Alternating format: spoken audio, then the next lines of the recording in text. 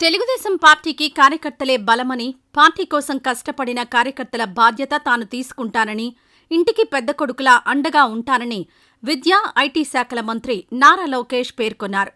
కార్యకర్తల సంక్షేమం కోసం అహర్నిశలు కృషి చేస్తున్న మంత్రి నారా లోకేష్ తన నియోజకవర్గ పర్యటనలో ముందుగా కార్యకర్తల సమావేశమై వారి సమస్యలను నేరుగా తెలుసుకుని పరిష్కరిస్తున్నారు.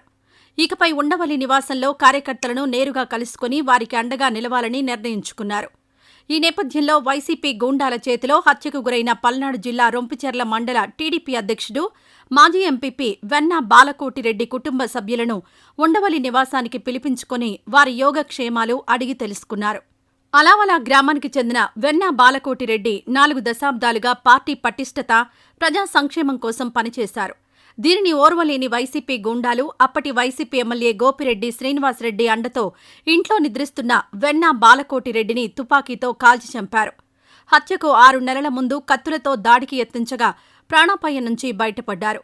రక్షణ కోసం పోలీసులకు పలుమార్లు ఫిర్యాదు చేసినప్పటికీ పట్టించుకోలేదు.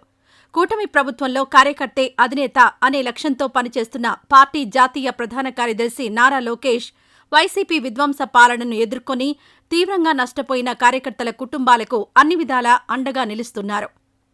దివంగత వెన్న బాలకోటిరెడ్డి సతీమణి వెన్న నాగేంద్రమ్మ, బాలకోటిరెడ్డి సోదరుని కుమారులు వెన్న నరసింహారెడ్డి, వెన్న రామకృష్ణారెడ్డిలను కలుసుకున్న మంత్రి లోకేష్ వారి సమస్యలను అడిగి తెలుసుకున్నారు. హత్య పూర్వాపరాలు, వెన్న నాగేంద్రమ్మ ఆరోగ్య పరిస్థితిపై వాకప్ చేశారు. హత్య కేసు నిందితులు స్వేచ్ఛగా సంచరిస్తున్నారని, కేసును పూర్తిస్థాయిలో విచారణ జరిపి నిందితులను కఠినంగా శిక్షించేలా చర్యలు తీసుకోవాలని ఈ సందర్భంగా బాలకోటిరెడ్డి కుటుంబ సభ్యులు మంత్రి నారా లోకేష్కు విజ్ఞప్తి చేశారు. ఆర్థికంగా చాలా నష్టపోయామని, ఉపాధి హామీ, గృహ నిర్మాణం బిల్లులు పెండింగ్లో ఉండడంతో పాటు తాము నివసిస్తున్న ఇల్లు తాకట్టులో ఉందని మంత్రి దృష్టికి తీసుకువచ్చారు.